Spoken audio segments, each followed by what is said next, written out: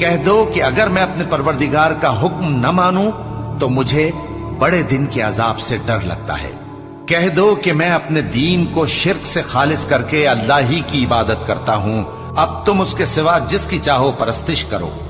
کہہ دو کہ نقصان اٹھانے والے تو وہی لوگ ہیں جنہوں نے قیامت کے دن اپنے آپ کو اور اپنے گھر والوں کو نقصان میں ڈالا۔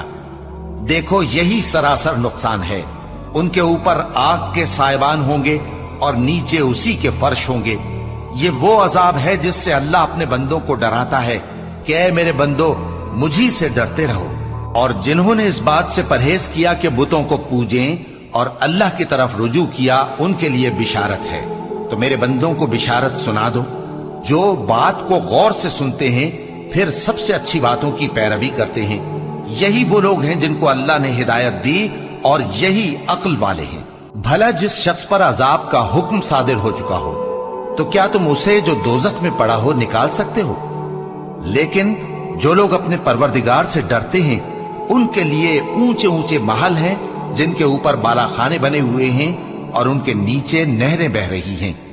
یہ اللہ کا وعدہ ہے، اللہ وعدے کے خلاف نہیں کرتا۔ کیا تم نے نہیں دیکھا کہ اللہ آسمان سے پانی نازل کرتا، پھر اس کو زمین میں چشمے بنا کر جاری کرتا، پھر اس سے کھیتی اگاتا ہے جس کے طرح طرح کے رنگ ہوتے ہیں، پھر وہ تیار ہو جاتی ہے، پس تم اس کو دیکھتے ہو کہ زرد ہو گئی ہے، پھر اسے چورا چورا کر دیتا ہے۔ بے شک اس میں عقل والوں کے لیے نصیحت ہے۔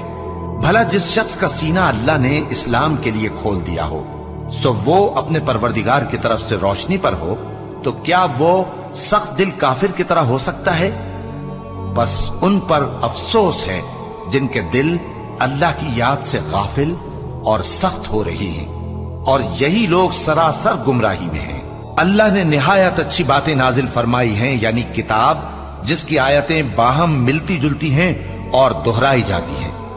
جو لوگ اپنے پروردگار سے ڈرتے ہیں ان کے بدن کے رونگٹے اسے سن کر کھڑے ہو جاتے ہیں، پھر ان کی کھالیں نرم ہو جاتی ہیں اور دل بھی نرم ہو کر اللہ کی یاد کی طرف متوجہ ہو جاتی ہیں۔ یہی اللہ کی ہدایت ہے، وہ اس سے جس کو چاہتا ہے ہدایت دیتا ہے، اور جس کو اللہ گمراہ رہنے دے اس کو کوئی ہدایت دینے والا نہیں۔ بھلا جو شخص قیامت کے دن اپنے چہرے پر برے عذاب کو روکتا ہو کیا وہ ویسا ہو سکتا ہے جو چین میں ہو؟ اور ظالموں سے کہا جائے گا کہ جو کچھ تم کرتے رہے تھے اب اس کے مزے چکھو۔